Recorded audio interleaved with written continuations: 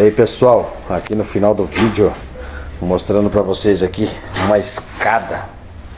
Olha aqui o jeito que ficou essa escada aqui. Tá feita a esteira já de ferro. Aqui é feito o leque, olha aí, ó. E vira e vai lá em cima. Veja que já tá feita a esteira. Vou mostrar pra vocês aqui como que ficou aqui embaixo. Olha só. Aqui é os leques. O leque por baixo, ó.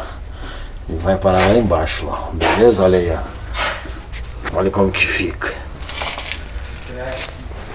O leque fica todo feito em triângulo, cortado as madeirinhas. Vou sair aqui mais de longe pra você ver. Olha aí, ó. Aqui sobe. Aí faz o leque aqui e sobe pra cima.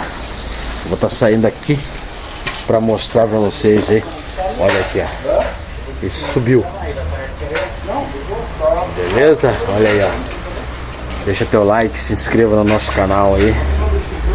Se vocês quiserem que eu faça um vídeo falando da escada aí, vocês comentam aí, deixa nos comentários aí, que eu vou estar fazendo um vídeo especificamente como fazer escada.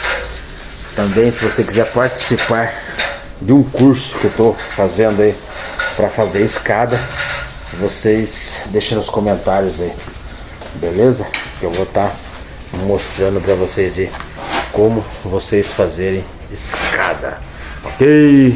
Valeu, obrigado, fui! Deixa teu like, se inscreva no canal.